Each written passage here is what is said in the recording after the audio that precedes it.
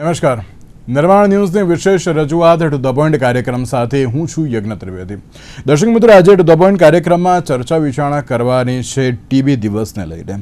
દરેક લોકો એમ કહે છે કે ના, ટીબી દિવસની અત્યારે તો ઉજવણી કેમ કરવી જોઈએ, કયા કારણોસર કરવી જોઈએ, પણ અત્યારના સમયમાં જે ટીબી નાબૂદી અભિયાન માત્ર રાજ્ય સરકાર નહીં પરંતુ કેન્દ્ર સરકાર પણ કરી રહી છે. અને જ્યારે વડાપ્રધાન નરેન્દ્ર મોદી 2014માં વડાપ્રધાન બન્યા ત્યારથી લઈને અત્યાર સુધી ટીબીના દર્દીઓને જેટલી બને એટલી સારામાં સારી સારવાર પૂરી પાડવાનો પણ જે એક હેતુ જોવા મળતો હતો, ત્યારે ટીબી દિવસની ઉજવણી એક બાજુ જે રીતે ટીબી રોગ શું છે, તેની અત્યારે મુખ્ય સારવાર શું છે અને તેની સંપૂર્ણ પ્રકારે માહિતી પણ મેળવવાનો એક આજનો જે આ દિવસ જોવા મળતો હોય છે. અને નિર્માણ ન્યૂઝ દર વખતે એક એવો જે ટ્રાય કરતું હોય છે કે ના, ત્યારે દરેક લોકોને જે તે કોઈ દિવસ હોય કે જે બીમારી છે, બીમારીથી શું કરવું જોઈએ, શું ન કરવું જોઈએ, કારણો કયા, લક્ષણો કયા, કેવી જે સારવાર લેવી જોઈએ, કોને કોને થતું હોય છે, તમામ પ્રકારની ઇન્ફોર્મેટિવ અત્યારે આવતો જે શો બનાવતી હોય છે અને તેની સાથે તમામ જે દર્શક મિત્રો સુધી અત્યારે તો પહોંચાડવાનો પણ અમારા દ્વારા એક પ્રયત્ન થતો હોય છે.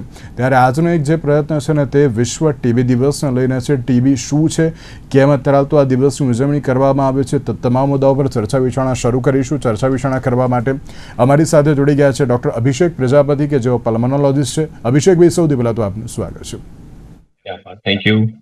અભિષેકભાઈ, જે પ્રમાણે આપણે વાત કરવામાં આવે તો ટીબી દિવસની, ટીબી એટલે દરેક લોકોને એમ જ હોય છે કે ના, ટીબી થયું એટલે અત્યારે હવે કહેવાય ને કે આપણું જીવન પૂરું થઈ ગયું એવું ક્યાંક વિચારતા હોય છે.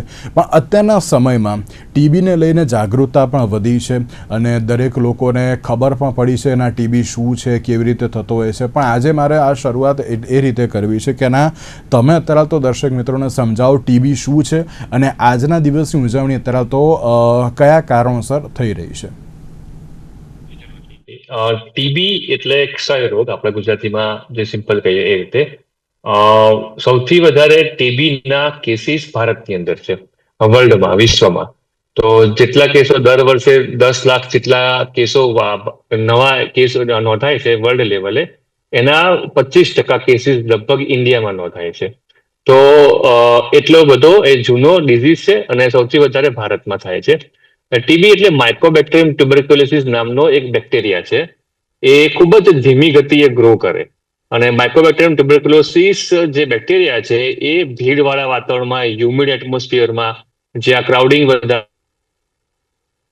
હોય એ રીતે એ વધારે એને એવું ગમે એવું વાતાવરણ એમાં પેદા થાય અને જેને કારણે એ એવા વાતાવરણમાં જલ્દીથી એક માણસથી બીજા માણસમાં સ્પ્રેડ થાય છે.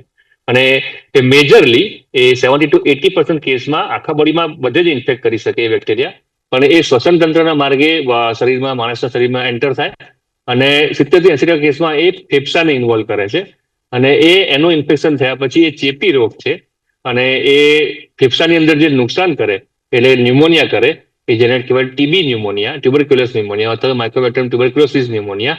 અને એ ન્યુમોનિયા અથવા ટીબી થતો ન્યુમોનિયા, ટીબીનું ઇન્ફેક્શન ફેફસામાં થાય અને એ ઇન્ફેક્શન એ ફેફસાના ઇન્ફેક્શનથી એક માણસથી બીજા માણસમાં એ શ્વસન તંત્રના માર્ગે એ સ્પ્રેડ થઈ શકે છે. 1882માં સૌથી પહેલા રોબર્ટ કોક નામનો માણસ હતો, એને આ ટીબી થયો હતો અને આનું માઇકોબેક્ટેરિયમ ટ્યુબરક્યુલોસિસનું ઇન્ફેક્શન થયું હતું. અને એને જાતે જ એ પણ ખુદ પણ એ રિસર્ચર હતા, એમણે ખુદે એમના જે કફની અંદર જે બેક્ટેરિયાને ચેક કર્યા હતા અને સૌથી પહેલા એક અલગ જ જાતના બેક્ટેરિયા એક અલગ રીતે ગ્રો થતા, અલગ રીતે મૂવ કરતા એમને નોંધાયા હતા. અને સૌથી પહેલા એમણે આને નામ આપ્યું હતું, એ બેક્ટેરિયા શોધ્યો હતો અને એમના નામથી આ રોગને પલ્મોનરી કોક્સ એટલે ટીબીને કોક્સ પણ કહેવાય. એ એમના જે ટ્યુબરક્યુલોસિસ બેક્ટેરિયા જેને શોધ્યો હતો રોબર્ટ કોક, એના નામથી એને એ ડિઝીઝ થતા ડિઝીઝને પલ્મોનરી કોક્સ પણ કહેવામાં આવે છે. એટલે 1882 થી જે નિદાન થયેલો એના પછી એ આખા વર્લ્ડમાં લોકોને ખબર પડી કે આવો કોઈ ઇન્ફેક્શનથી ટ્યુબરક્યુલોસિસ નામનો રોગ થઈ શકે. તો એ એની હિસ્ટ્રી છે. અને વર્લ્ડ લેવલે ખૂબ જ ઘણા બધા ફેમસ લોકોને આ ટીબી થયો છે. ભારતની વાત કરીએ તો મહાત્મા ગાંધીને, આપણા અમિતાભ બચ્ચન સાહેબને પણ સ્પાઇનનો ટીબી થઈ ગયો છે, અને એ ખુદ અત્યારે એના ભારત સરકાર સાથે બ્રાન્ડ એમ્બેસેડર તરીકે એ જોડાયેલા છે. અને કેવી રીતે ટીબીને વધતો અટકાવી શકાય, કેવી રીતે જરૂર પડતી ટીબીની દવા પૂરતા પ્રમાણમાં લેવી જોઈએ, એ ઘણી બધી આપણે એડમાં એમને જોતા હોઈએ છીએ. અને એ રીતે આપણે પબ્લિકને અવેર કરવા માટે ભારત સરકાર તેમનો હેલ્પ પણ લઈ રહ્યા છે. જવાહરલાલ નહેરુને પણ ટીબી થયેલો હતો. સૌથી પહેલા જૂનો કહેવાય આપણી જો ભારતીય સંસ્કૃતિ, કે પાંડુ જે હતા આપણે પાંડવોના પિતા, એને પાંડુ રોગ, કદાચ એ પણ એવું માનવામાં આવે છે કે પણ ટીબી એમને થયેલો હતો. એટલે બહુ જ સૌથી જૂનો ડિઝીઝ ગણાય છે આર્યો. અને તેનું સૌથી વધારે બર્ડન ભારત દેશની અંદર છે અત્યારે વિશ્વ લેવલે. બિલકુલ. અને તમે જે રીતે કહ્યું બહુ જ જૂનો રોગ છે, તો શું હજુ પણ આ એટલો જ ખતરનાક છે કે અત્યારે હાલ ઘણા બધા વ્યક્તિઓ એવું સમજતા હોય છે કે ના મને ટીબી થયું ને તો અત્યારે હાલ તો પૂર્ણ વિરામ. અને સાથે એ જે તમે જવાબ આપો તેની પહેલાંના લક્ષણો કયા કયા હોય છે? કારણ કે દરેક લોકો કન્ફ્યુઝ એકમાં થતા હોય છે કે સામાન્ય તાવ અને ખાંસી થયું છે, અને એમાંથી પણ ક્યાંક એ લોકોને ખબર નથી પડતી કે અત્યારે હાલ તો ટીબી થઈ રહ્યો છે અત્યારે હાલ તો તેમને. તો એ લોકો ક્યાંક સામાન્ય ખાંસી અને તેની સાથે ટીબીમાં એમાં પણ ફરક સમજી શકતા નથી. તો આપ એ લક્ષણને લઈને શું કહેશો? ને ત્યારબાદ જે રીતે મેં કહ્યું કે ના અત્યારે હાલ તો આ અત્યારના સમયમાં હજુ પણ એટલો જ ખતરનાક છે કે શું? બહુ જ ઇમ્પોર્ટન્ટ પોઈન્ટ તમે પોઈન્ટ કર્યા આપણે યજ્ઞભાઈ. સૌથી પહેલા તો લોકોને જે કહેવાય મિથ ઘણા છે ટીબીને લઈને, એટલે કે ખોટી માન્યતાઓ સામાજિક. તમે એમાંથી એક ઇમ્પોર્ટન્ટ મિથ કીધું કે ટીબી ડાયગ્નોસ થયો એટલે કે આપણે ગયા, તો એવું જરૂર નથી. ટીબી એક ચેપી રોગ છે, ઇન્ફેક્શિયસ ડિઝીઝ છે. એટલે જેટલા પણ ચેપી રોગો હોય એની કન્ફર્મ ટ્રીટમેન્ટ હોવાના ચાન્સીસ મેક્સિમમ હોય. તો સૌથી જૂનો આ રોગ છે. અને એની સૌથી સારી વસ્તુ શું છે કે જો એ અર્લી ડિટેક્ટ આપણે કરી દઈએ, અર્લી ડિટેક્ટેબલ પણ છે અને પ્રિવેન્ટેબલ પણ છે અને 100% ક્યોરેબલ પણ છે. તો પણ એનું સમયસર નિદાન થવું ખૂબ જરૂરી છે. અને જો નિદાન થઈ જાય અને ટ્રીટમેન્ટ એની થોડી લાંબી ચાલે, 6 થી મિનિમમ 6 મહિના આપણે ટીબીની દવા લેવી પડે, બીકોઝ કે એ બેક્ટેરિયા છે ખૂબ જ ધીમી ગતિએ ગ્રો કરવા વાળો રોગ છે. એટલે ધીમી ગતિએ ગ્રો કરે છે, એ જ રીતે ધીમી ગતિએ મરે પણ છે. જેમ આપણે મલેરિયા ટ્રીટમેન્ટ લઈએ તો 5 દિવસનો કોર્સ કરીએ એટલે મલેરિયા આપણા બોડીમાંથી નાબૂદ થઈ જાય. તો એ રીતે એ નાબૂદ નથી થતો, એ ખૂબ જ ધીમે ધીમે ગ્રો થાય અને એ રીતે ધીમે ધીમે મરે છે. અને એટલા જ માટે આખા બોડીમાંથી આપણે ક્લિયર કરતા આપણે 6 થી 9 મહિના કે અમુક કેસની અંદર 2 વર્ષ સુધી એનો ટ્રીટમેન્ટનો કોર્સ લેવો પડે છે. પણ સારી વસ્તુ એ છે કે ટીબીનો કોર્સ તમે ડોક્ટરની સલાહ પ્રમાણે પ્રોપરલી આખો પૂરો સંપૂર્ણ કરો તો 100% આ ટીબી આપણા બોડીમાંથી એના બેક્ટેરિયા નાબૂદ થઈ જાય અને ટીબી ડિઝીઝ 100% ક્યોર થઈ જાય છે. હવે જે તમે બીજો જે ઇમ્પોર્ટન્ટ પૂછ્યો પોઈન્ટ કે ભાઈ એના સિમ્ટમ શું હોય, ક્યારે આપણે સસ્પેક્ટ કરવું જોઈએ કોઈ પણ માણસે કે મને ટીબી હોઈ શકે, અને સાદી શરદી ખાંસી જે થાય એનાથી આપણે ડિફરન્શિએટ કેવી રીતે કરી શકીએ, તો આ સૌથી ઇમ્પોર્ટન્ટ છે. તો આપણે ભારત સરકારની એડમાં પણ આપણે જોયું હશે કે 2 વીકથી વધારે ચાલતી ખાંસી એટલે ટીબીની તપાસ કરવી જરૂરી છે. તો સૌથી ઇમ્પોર્ટન્ટ સિમ્ટમ છે એ ખાંસી અને કફ. એટલે કે વારંવાર કફ નીકળવો અને ખાંસી આવી, જો એ 2 અઠવાડિયાથી સળંગ વધારે ચાલે અને એ સામાન્ય દવાથી, ઘરગથ્થુ ઉપચારથી અથવા તો આપણા એન્ટીબાયોટિકના કોર્સથી એ જો ખાંસી અને કફ જો નથી મટતા તો એ ટીબી જરૂરથી હોઈ શકે. અને એના માટે જરૂરના નજીકના ડોક્ટર જોડે જઈને ટીબીની જરૂર પૂરતી તપાસ જે ભારત સરકારના કોઈ પણ હોસ્પિટલમાં એ ફ્રીમાં થાય છે, કફની અંદર ટીબીના બેક્ટેરિયા ચેક કરવાની તપાસ એ જરૂરથી કરાવી લેવી જોઈએ. અને જરૂર પડે તો જરૂર પડતા બીજા નિદાન જેમ કે એક્સરે કે સીટી સ્કેન કરીને કન્ફર્મ કરી લેવા જોઈએ કે એ આપણું ઇન્ફેક્શન જે થયું છે ટીબી છે કે નહીં. બીજા જે ઇમ્પોર્ટન્ટ સિમ્ટમ હોય, ટીબી જે છે બેક્ટેરિયા આખા બોડીમાં જ્યાં જ્યાં બ્લડ સપ્લાય હોય ત્યાં બધી જ જગ્યાએ ટીબી થઈ શકે. તો બ્લડ સપ્લાય ક્યાં ક્યાં ના હોય, તો એક તો નખમાં ના હોય અને વાળમાં ના હોય. તો બસ એ નખ અને વાળની સિવાય આખા બોડીમાં બધે જ્યાં જ્યાં બ્લડ સપ્લાય છે ત્યાં બધે જ ટીબી થઈ શકે. અને એટલા જ માટે આપણે મોસ્ટ કોમન આપણે ફેફસાનો ટીબી જાણીએ છીએ, પણ સ્કિનનો ટીબી પણ હોય, લીવરનો ટીબી પણ થાય, કિડનીનો ટીબી પણ થાય, રિનલ ટીબી પણ થાય, જેને કારણે ઇન્ફર્ટિલિટી થાય.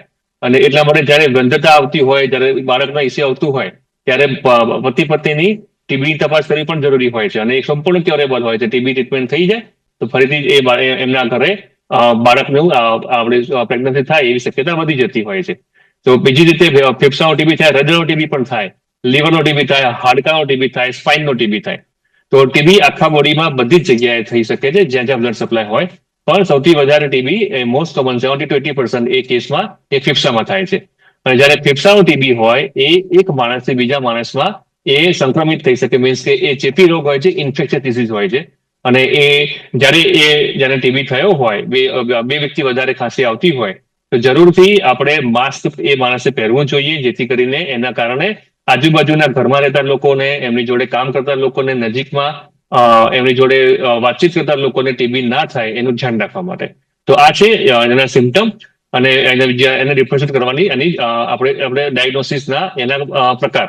હા, બીજા ઇમ્પોર્ટન્ટ સિમ્ટમ જે ટીબીના, જ્યારે માણસ ટીબી જ્યારે થાય ત્યારે ભૂખ ઓછી લાગે, એનું વજન થોડું છેલ્લા 2-3 મહિનામાં 3 થી 4 કિલો જેટલું ઘટે, એને સાંજ પડે તો થોડી વીકનેસ આવવા માંડે, એ માણસને સાંજ પડે તો ઝીણો ઝીણો બોડીમાં તાવ ફીલ થાય. તો આ છે બે વીકથી વધારે ખાંસી, તાવ આવવો, ભૂખ ઝીણો ઝીણો તાવ આવવો, સાંજે વધારે આવવો, સાંજે વધારે વીકનેસ લાગવી, ભૂખ ઓછી લાગવી, વજન ઘટવું, આ એ ટીબી હોવાના ચાન્સીસ છે, ટીબી હોવાના આ ઇમ્પોર્ટન્ટ સિમ્ટમ્સ છે. બિલકુલ અભિષેકભાઈ, ઘણી બધી વાર એવું જોવા મળતું હોય છે કે જે પ્રમાણે આપણે ગુજરાત રાજ્યની વાત કરીએ તો ગુજરાત રાજ્યમાં દર કલાકે અત્યારે 15 જેટલા દર્દીઓ એ ક્યાંક ટીબીનો ભોગ બનતા હોય છે તેવી બાબત સામે આવી છે. જો હું ગત વર્ષની વાત કરું તો ગત વર્ષે પણ 1.11 એટલે કે 1,11,000 જેટલા દર્દીઓ અત્યારે તો જે નોંધાયા હતા સમગ્ર ભારતમાં, જે અત્યારે ગુજરાત જે 6ઠ્ઠા ક્રમે જોવા મળી રહ્યું છે. પણ અભિષેકભાઈ, એક બાબત એવી પણ આવી છે સામે કે ટીબી બાળકોને પણ થતો હોય છે, તો શું એ પણ અત્યારે હોય છે? એટલે પણ પછી બાળકમાં અત્યારે તો કેવી રીતે? કારણ કે ઘણા બધા વ્યક્તિઓ એવું કહેતા હોય છે કે ભાઈ બાળકે ક્યાંક ચોકલેટ ખાઈ લીધી હશે, કાં તો ઠંડુ કંઈક પી લીધું હશે, એટલે એને અત્યારે તો ખાંસી કે સામાન્ય તાવ જોવા મળતો હશે. તો પછી બાળકોમાં હોય એ ખબર કઈ રીતે અત્યારે તો પડે? જો હવે ભારત દેશમાં શું કહેવાય કે ટીબી જે છે એ આપણા આજુબાજુની હવામાં, બેક્ટેરિયામાં, અને માઇક્રોબેક્ટેરિયા ટ્યુબરક્યુલોસિસ નામનો બેક્ટેરિયા આપણી આજુબાજુ છે એ માનીને જ ચાલવું. એવું કહેવાય છે કે ભારતમાં જ્યારે કોઈ બાળકનો જન્મ થાય, એ જેવો એનો જન્મ થાય અને પહેલો જે શ્વાસ લે બાળક, આપણે જમીન પર આવે ભારતમાં જ્યારે જન્મ થાય ને જેવો બહાર આવીને જે પહેલો શ્વાસ લે, એ પહેલા શ્વાસની અંદર એ ટીબીનો બેક્ટેરિયા એના લંગ્સમાં એન્ટર થઈ જાય છે અને એ ફેફસાની અંદર જઈને જમણી બાજુ, અપરની બાજુ, અપર લોબમાં એ ત્યાં આગળ પ્રસ્થાપિત થઈ જાય છે. અને એને કારણે દરેક ભારતીય કે જેનો ભારતની અંદર જન્મ થયો છે એને ટીબીનો બેક્ટેરિયાનું એ લેટેન્ટ ફોર્મમાં ઇન્ફેક્શન બોડીમાં હોય છે ને હોય જ છે. હવે ટીબી નો બેક્ટેરિયા અંદર બોડીમાં હોવો અને ટીબી ડિઝીઝ હોવો એ બે અલગ વસ્તુ છે. કે એ બાળકની અંદર ટીબીનો બેક્ટેરિયા ઘૂસી ગયો એટલે ટીબી થઈ ગયું જરૂરી હોતું નથી.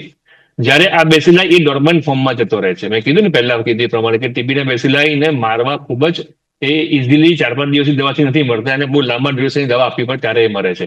તો આપણા દરેક ભારતીયની અંદર ટીબી બેસિલાઈ આપણા બોડીની અંદર ડોર્મન્ટ ફેઝમાં જરૂરથી હોય જ છે. જ્યારે પણ આપણા બોડીની ઇમ્યુનિટી લો થાય અથવા બહારથી કોઈ ઇન્ફેક્ટેડ માણસનો આપણી જો કોન્ટેક્ટમાં આવે અને બહુ બધા ટીબીના બેસિલાઈ આપણા શ્વાસતંત્રમાં જાય અથવા તો આપણી બોડીની ઇમ્યુનિટી કોઈ એક કન્ડિશનને કારણે ડાઉન થાય, ત્યારે ડોર્મન્ટ રહેલા બેસિલાઈ ગ્રો થાય છે, એક્ટિવેટ થાય છે, અને જ્યારે એ એક કરતા વધારેનું મલ્ટિપ્લિકેશન થાય ત્યારે ટીબી ડિઝીઝમાં કન્વર્ટ થાય છે. તો આ એની પેથોફિઝિયોલોજી થોડી સમજાવી. હવે તમે જે કીધું બાળકોમાં ટીબી થાય, તો હા થઈ શકે, જે રીતે બીકોઝ આ ઇન્ફેક્શન ડિઝીઝ છે, ચેપી રોગ છે, અને શ્વસન તંત્રથી જે રોગ થતો હોય એ બાળક હોય, યંગ હોય, વૃદ્ધ હોય, કોઈને પણ થઈ શકે. એટલે જ્યારે આપણે ધારો કે ભારત દેશની અંદર વાત કરીએ તો સૌથી વધારે આવેલા ટીબીના કેસીસ કેમ વધી જાય છે અને કેમ કંટ્રોલ કરવા આગળ છે કે એક તો પબ્લિક ઘણી વધારે છે, કે પબ્લિક પ્લેસીસની અંદર, બસની અંદર, ટ્રેનની અંદર આપણે મુસાફરી કરતા હોઈએ તો એવા બજારો ભરાય તો આપણી આજુબાજુ કેટલા બધા ટીબીના કેસીસ જે હોઈ શકે, જે માસ્ક પહેર્યા વગર ખાસ કરતા હોય, તો જે ખાંસી કરતા હોય તો એ આટલી આજુબાજુ એટમોસ્ફિયરમાં ટીબીના બેસિલાઈ હોય છે. તો હવે એ જે ટીબીના બેસિલાઈ જ્યારે બહુ વધારે પ્રમાણમાં હોય આપણી આજુબાજુ, તો એ જો બાળકના શ્વાસની અંદર જાય તો બાળકને ટીબી થઈ શકે. આપણા શ્વાસમાં જતા પણ થઈ શકે, વૃદ્ધના શ્વાસમાં જાય તો વૃદ્ધને પણ થઈ શકે છે. એટલે મીન્સ કે જે પણ ચેપી રોગ હોય, એવું નહીં ખાલી ટીબી, કોઈ પણ ઇન્ફેક્ટિવ ડિઝીઝ, કોઈ પણ ચેપી રોગ હોય એ બાળકથી લઈને વૃદ્ધ લોકોમાં બધા જ થઈ શકે છે. હા, જેની ઇમ્યુનિટી ઓછી હોય, જેનો રોગ પ્રતિશક્તિ ઓછી હોય એવા લોકોને થવાના ચાન્સીસ વધારે હોય છે. અને બાળકોને પણ એ જ રીતે કે જ્યારે બાળકને કોઈ કારણસર જ્યારે થોડું સ્ટ્રેસમાં હોય અને એને કારણે જો એ વધારે ધ્યાન ના રાખ્યું હોય તો એને ટીબીની ચેપ થવાના ચાન્સીસ વધી જાય છે. હા, પણ એ મિથ જરૂર છે કે તમે જે કીધું પ્રમાણે કે ચોકલેટ વધારે ખાધી હશે, કે ભાઈ ઠંડીમાં એને વધારે ફેરવ્યો, કે ભાઈ એને ઠંડીમાં આપણે બહુ આજે રમ્યો છે ઠંડીમાં એટલે એને પછી શરદીથી ભાઈ ટીબી થઈ ગયો, એ વાત ખોટી છે. કે ચોકલેટ ખાવાથી કે ઠંડીમાં વધારે બહાર ફરવાથી કે ઠંડીમાં બહાર ફરવા જવાથી ટીબી ના થાય.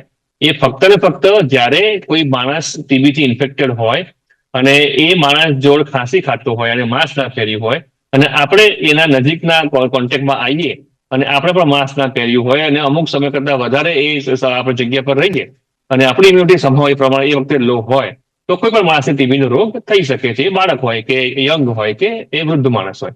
તો એ ઇન્ફેક્શન ડિઝીઝનો એક નોર્મલ પેટર્ન છે. એમાં યંગ એડલ્ટ એટલે કે પીડિયાટ્રિક કે હોય એને વધારે થાય કોઈને ઓછો થાય એવું હોતું નથી. તો જેમ મેં તમને પહેલા સમજાવ્યું કે ટીબી એ પણ એન્ટર થાય પછી જ્યાં જ્યાં બ્લડ સપ્લાય હોય આખા બોડી બધે જ ટીબી થઈ શકે છે. એ રીતે બાળકને પણ થઈ શકે છે. મોસ્ટ કોમન છે ફેફસાંનો ટીબી હોય છે અને એમાં પણ સિમ્ટમ્સ એમ જ હોય છે કે 2 અઠવાડિયાથી વધારે ખાંસી આવતી હોય, કફ આવતો હોય, મટતો ન હોય, અને ઝીણો ઝીણો તાવ આવતો હોય, બાળક તો રમવાનું ઓછું કરી નાખે, ખાંસી ખાતા હોય, એનું વજન ઘટતું હોય, વજન વધતું ના હોય, બહુ ભૂખ એને લાગતી ના હોય, ખાવાનું માંગે નહીં કે જલ્દી ખાવાનું કહીએ તો એ ખાવાનું ટાળતો હોય, તો એ બાળકને ટીબી હોઈ શકે છે. એટલે જરૂરથી નજીકના ડોક્ટર, પીડિયાટ્રિક ડોક્ટર્સ અથવા તો કોઈ પણ ફિઝિશિયન ડોક્ટર, એમબીબીએસ ડોક્ટરને મળીને ટીબીની તપાસ કરાવવી ખાસ જરૂરી હોય છે. ટીબી તપાસમાં જે ગવર્મેન્ટ ડોક્ટર આપણને કહેતા હોય, હવે ગવર્મેન્ટ આપણને જે બહુ બધી એનું માર્કેટિંગ કરતી હોય છે ટીવી ન્યૂઝમાં બધે, તો 2 ઇમ્પોર્ટન્ટ તપાસ હોય છે. તો કફની તપાસ કે જે બધા જ કોઈ પણ નજીકના પીએચસી, સીએચસી, યુએચસી હોય કોઈ પણ હોસ્પિટલ ગવર્મેન્ટ હોય ત્યાં આગળ ફ્રીમાં થાય. અને એક એક્સરે ચેસ્ટ કે જે છાતીનો આપણે એક્સરે કરીએ અને જો ફેફસાનો ટીબી હોય તો એમાં એક કેવિટી હોય અથવા પેચ હોય એવા સિમ્ટમ એના અંદર સાઇન્સ દેખાઈ શકે છે. તો સિમ્ટમ પ્લસ આવો પેચ એક્સરેમાં દેખાતો હોય અને કફની અંદર ટીબીના બેસેલાઈ માઇક્રોસ્કોપમાં દેખાઈ જાય તો આ કન્ફર્મેશન થઈ જાય છે કે આ માણસને ટીબીનું ઇન્ફેક્શન છે. તો આટલું જરૂરથી બધાએ ધ્યાન રાખવું જરૂરી છે. એ એડલ્ટ હોય કે પીડિયાટ્રિક એજ હોય કે ઓલ્ડ એજ હોય કે 2 અઠવાડિયાથી વધુની ખાંસી, તાવ આવવો, વજન ઘટવું, ભૂખ ઓછી લાગવી, તો જરૂરથી નજીકના ડોક્ટરને મળીને તપાસ કરાવવી જરૂરી છે અને ટીબી નથી એ કન્ફર્મ કરવું જરૂરી છે. અભિષેકભાઈ, એક બીજી બાબત મારે એ પણ પૂછવી છે કે ઘણીવાર એવું જોવા મળ્યું છે આપણને કે જ્યારે કોઈ પણ આ પ્રકારનું ડિસીઝ હોય છે તો ઉથલો મારતો હોય છે. તે આપણે જે રીતે કોવિડમાં જોયું હતું કે એકવાર થાય તો પછી બીજી વાર અત્યારે તો ક્યાંક થવાની જે સંભાવના હોય છે અને આ પ્રકારે ક્યાંક કેન્સરમાં પણ આ વસ્તુ અમુક વાર જોયેલી છે. તમે જે રીતે કહ્યું કે ના આની એક સારવાર જો સારામાં સારી કરાવો તો અત્યારે હાલ તો બોડીમાં એક પણ બેક્ટેરિયા ન રહે, તો શું લાગે છે કે ના આ પછી પણ ઉથલો મારી શકે તેમ? પ્લસ બીજી બાબત એ પણ કે ઘણીવાર આપણે જોયું છે કે જ્યારે કોઈ પણ જે પેશન્ટની અત્યારે ટ્રીટમેન્ટ ચાલતી હોય અધવચ્ચેથી એ દવા લેવાનું અત્યારે તો છોડી દેતા હોય છે, જે અત્યારે પેલું કહેવાય ને કે ચરી પાળવાની, પરંતુ એ પાળતા નથી. તો શું તેના કારણે પણ ક્યાંક જે ક્રિટિકલ કેસ થઈ શકે તેવી કોઈ શક્યતાઓ ખરી? ઇમ્પોર્ટન્ટ પોઈન્ટ તમે એ કીધા અને જે ડિસ્કસ કરવા જરૂરી છે ટીબીની અંદર. તો ટીબી સૌથી વધારે ભારતમાં જે થાય છે તો એક વસ્તુ સમજવી જરૂરી છે કે ભારતની જે હેલ્થ સિસ્ટમ છે એણે જે કન્ટિન્યુઅસ આખા ઇન્ડિયામાં જે નેટવર્ક કર્યું છે ટીબી ટ્રીટમેન્ટ માટે એ વર્લ્ડનું સૌથી બેસ્ટ મોડલ ગણાય છે. જે ગવર્મેન્ટ મોડલ છે, નેશનલ ટ્યુબરક્યુલોસિસ એન્ડ પ્રોગ્રામ જે ચાલે છે, તો એની અંતર્ગત ગવર્મેન્ટની અંદર તો ટીબીની દવા ફ્રીમાં જ થાય છે, ડાયગ્નોસિસ લઈને બધી જ આખું. અને પણ જે પ્રાઇવેટની અંદર પણ જે ડોક્ટરો ટીબી જે ડાયગ્નોઝ થાય, ટીબી છે નોટિફાઈબલ ડિઝીઝ, એટલે જે નોટિફાઈબલ ડિઝીઝ જેમ જે ઇન્ફેક્શિયસ ડિઝીઝ હોય એ ગવર્મેન્ટ દ્વારા નોટિફાઈબલ એટલે મીન્સ કે નોટિફાઈ કરવા જ પડે. એ પ્રાઇવેટમાં ડાયગ્નોઝ થાય કે ગવર્મેન્ટમાં ડાયગ્નોઝ થાય, એનું રજિસ્ટર મેન્ટેન થાય. એ રજિસ્ટર મેન્ટેન થાય, નોટિફાઈ થાય એટલે એનો મિનિંગ શું કે નોટિફાઈ થાય એટલે એક ગવર્મેન્ટે નિમેલી બોડી હોય એ માણસ જેને ઇન્ફેક્શન થયેલું છે એનું એ લોકો એનું મોનિટરિંગ કરે કે એ માણસનું બરાબર ટ્રીટમેન્ટ જે થઈ છે કે નહીં અને એ ટ્રીટમેન્ટ એને કમ્પ્લીટ કરી કે નહીં, એની પ્રોપરલી ગવર્મેન્ટે નિમેલા લોકોથી એનું તપાસ થાય. એટલે મીન્સ કે એ માણસ વચ્ચે દવા છોડી ન દે, એનું પૂરતી કાળજી રાખવામાં આવે. જે માણસને સમજાતું ના હોય, જે લોકોનું એજ્યુકેશન ઓછું પડતું હોય, તો ગવર્મેન્ટ એટલા એવા મલ્ટીપર્પઝ હેલ્થ વર્કર નિમેલા છે, ગામે ગામે રાખેલા છે, જિલ્લે જિલ્લે રાખેલા છે, પાન ઇન્ડિયામાં રાખેલા છે, કે જ્યારે પણ આવું કોઈ લાગતું હોય કે આ માણસ દવા નથી લેવો, તેના ઘરે જઈને એને સમજાવવામાં આવે કે આ દવા લેવી ખૂબ જ જરૂરી છે. તમે જો વચ્ચે છોડી દેશો તો તમારા ફેફસાને કારણે ફેફસા તો ખાલી જશે જ, પણ આખા બોડીને બધા ઓર્ગન આ બેક્ટેરિયા ખાઈ જશે અને તમારું મૃત્યુ પણ થઈ શકે છે. એટલે ટીબીમાં ઇમ્પોર્ટન્ટ વસ્તુ એવું છે કે early diagnosis is very important, કે જ્યારે ટીબી થયો છે તમને એઝ અર્લી એઝ પોસિબલ નિદાન થઈ જાય ખૂબ જ જરૂરી છે. અને નિદાન થયા પછી ટીબી એ 100% ક્યોરેબલ છે, પ્રોવાઇડેડ ટીબીની જે દવાઓ છે લાંબો સમય ચાલે એ કમ્પલસરી ડોક્ટરના કહેવા પ્રમાણે એ મિનિમમ 6 મહિના જે રીતે એનો ડ્યુરેશન નક્કી થયો હોય એટલે જેટલી દવા લેવાની હોય એ દર્દીના વેઇટ પ્રમાણે એનો ડોઝ નક્કી થાય. તો જે સ્ટાર્ટિંગમાં 4 મેઇન દવાઓ ટીબીની હોય છે એ લેવાની હોય 2 મહિના માટે, અને પછી 4 મહિના નોર્મલ જે ટીબી છે એની અંદર અને પછી જે એક દવા બંધ કરવાની હોય 2 મહિના પછી બધું ટીબી કંટ્રોલમાં હોય તો એ 4 મહિના મિનિમમ લેવાની હોય 3 દવા. અને જ્યારે એ તમે આ રીતે કમ્પ્લીટ કોઈ માણસ દવાનો કોર્સ કમ્પ્લીટ કરી લે તો 100% ટીબી ક્યોર થઈ જાય. પણ ફેફસામાં ટીબી થયું હોય, ટીબી બોડીની અંદર ટીબીના બેક્ટેરિયા બહુ બધા હોય, એને એવું કહેવાય કે કપની અંદર 1 ml ની અંદર 10,000 10⁴ પર ml જ્યારે બેસિલાઈ હોય ત્યારે કપમાં એ ડિટેક્ટ થાય, ટીબી ડાયગ્નોઝ થઈ શકે. મીન્સ કે ખૂબ જ વધારે પ્રમાણમાં બેક્ટેરિયા હોય છે એ જ્યારે ટીબી ઇન્ફેક્ટ થયેલો માણસ હોય એની અંદર. હવે એવું કહેવાય કે જ્યારે ટીબીની દવા એ માણસ સ્ટાર્ટ કરે અને 2 અઠવાડિયા જો ટીબીની દવા સળંગર લઈ લે તો 90% ટીબીના બેસિલાઈ એ બોડી એ માણસની અંદર એ મૃત્યુ થઈ જાય છે. સારી વસ્તુ શું છે કે તમે જો અર્લી નિદાન કરી દો અને ટીબી ટ્રીટમેન્ટ સ્ટાર્ટ કરી દો તો 2 અઠવાડિયાની અંદર તમે ટીબી ટ્રીટમેન્ટ લઈ લેશો તો 90% જેટલા બેસિલાઈ લગભગ મરી જશે બોડીના એ માણસના. મીન્સ કે મિનિંગ શું થયો કે 2 અઠવાડિયા પછી માણસ એટલો બધો ઇન્ફેક્ટિવ આજુબાજુના લોકો માટે રહેતો નથી. હા, 100% પ્રોટેક્શન તો ના જ હોય, પણ એમ કે એ માણસથી બીજા માણસમાં ઇન્ફેક્શન થવા ચાન્સીસ બહુ જ નહીવત થઈ જાય 2 અઠવાડિયા પછી. અને લગભગ એવું થાય કે ટીબીની ટ્રીટમેન્ટ જેવી સ્ટાર્ટ થાય ને એટલે 2 અઠવાડિયામાં તો આજે લોડ ઓછો થઈ ગયો બોડીનો, અને લોડ જે ટીબી બેસિલાઈનો લોડ બોડીમાંથી ઓછો થઈ જાય. એટલે લોડ ઓછો થઈ જાય એટલે આપો માણસના સિમ્ટમ બધા કંટ્રોલ થતા લાગવા માંડે. મીન્સ કે એને જે ભૂખ નથી લાગી ભૂખ લાગવા માંડે, એનું વજન વધવા માંડે, એને જે ફિલિંગ આવતી હતી કે ઓલવેઝ માદો એને વીકનેસ ફીલ થતી હતી એમાં એને થોડી ફ્રેશનેસ ફીલ લાગવા માંડે. એટલે માણસને એવું લાગવા માંડે કે હવે મને ટીબી મટી ગયો. બીજું જે આપણે કીધું કે ભારતની સમાજની અંદર ટીબી થવું એ બહુ મોટું મિથ છે, એક આપણો સ્ટિગ્મા છે, સોશિયલ સ્ટિગ્મા, સોશિયલ લાંછન ઘણા બધા લોકો ગણે કે ભાઈ ટીબી થયો એટલે કે પતી ગયો. અને ટીબી કોઈ કહે નહીં, કોઈ ટીબી થયો હોય તો આજુબાજુ કહેતા શરમાય. છોકરીઓ યંગ છોકરીને ટીબી થયો હોય તો એવા ફેમિલી આપણે ઘણા બધા જે આપણે આજુબાજુ અત્યારે પણ હોય છે કે યંગ પેશન્ટ લઈને આવે 15-16 વર્ષની છોકરી, 17 યર્સની છોકરી, 18 યર્સની છોકરી હોય તો ફેમિલીમાં અમે ડાયગ્નોઝ કરી કે ટીબી છે, ટીબી દવા લેવી પડશે. પણ તો એટલા બધા એ લોકોનો આમ ડર લાગી જાય કે હવે સાહેબ શું થશે કે કોઈને ખબર પડશે તો કે અમારી છોકરી જો કોઈ લગ્ન કરશે કે નહીં. એટલે આ સ્ટિગ્મા બધો કાઢી નાખવાની જરૂર છે. એમાં કોઈ શરમાવા જેવું નથી. ભારતની અંદર તમે રહીએ છીએ તો ભારતનો દરેક નાગરિક ટીબી થવાની શક્યતા હોય છે, ઇન્ક્લુડિંગ માયસેલ્ફ.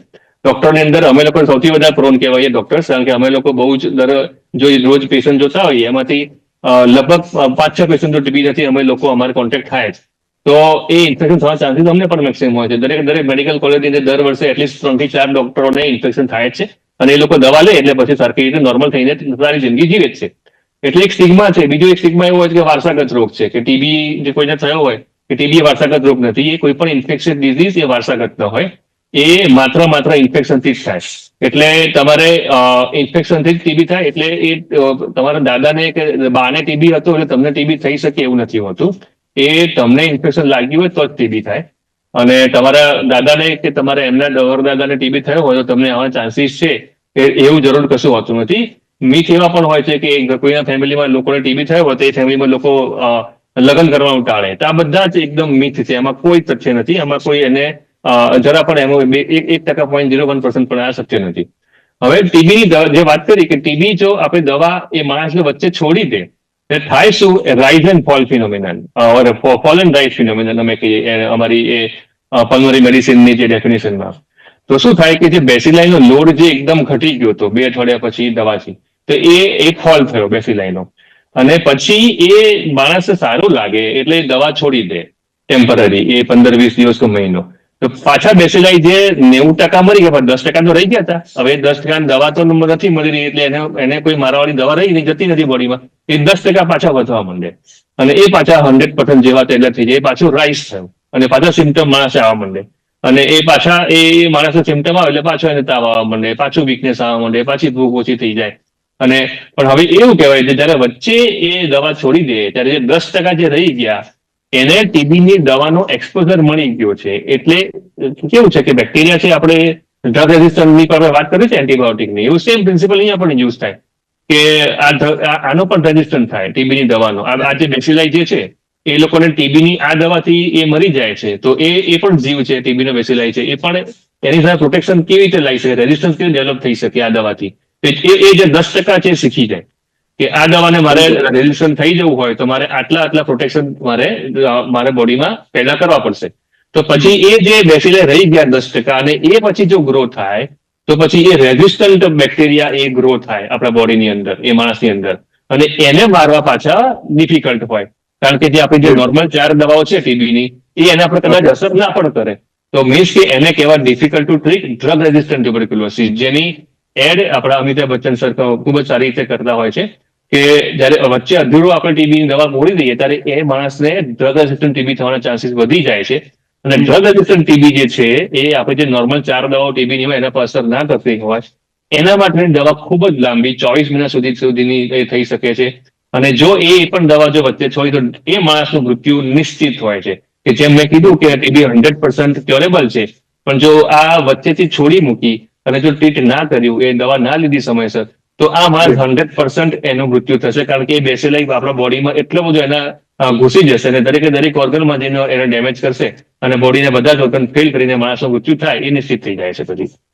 સાચી વાત છે. એટલે જે પ્રમાણે અત્યારે તો અભિષેકભાઈએ કહ્યું કે ના, અત્યારે જો દવા ચાલતી હોય તો પછી અત્યારે તો તેને પૂરી કરવી એ બહુ જરૂરી છે, કારણ કે ઘણી બધી વાર એવું પણ લોકો વિચારતા હોય છે કે ના ભાઈ હવે સારું થઈ ગયું ને હવે કોઈ વાંધો નહીં આવે, પરંતુ જ્યારે ડૉક્ટર અત્યારે તો જે પ્રિસ્ક્રિપ્શન આપતા હોય ને જે પ્રમાણે સલાહ આપતા હોય ને તે પ્રમાણે જ અત્યારે તો વર્તવું એ બહુ જ જરૂરી છે. અને તેની સાથે જ અભિષેકભાઈ, આપનો ખૂબ ખૂબ આભાર અમારી સાથે આ ચર્ચા વિચારણામાં જોડાવા માટે અને તમામ પ્રકારની વિગતો આપવા માટે. Thank you so much. તો દર્શક મિત્રો, આજના વિશેષ કાર્યક્રમ મને આપશે. નમસ્કાર.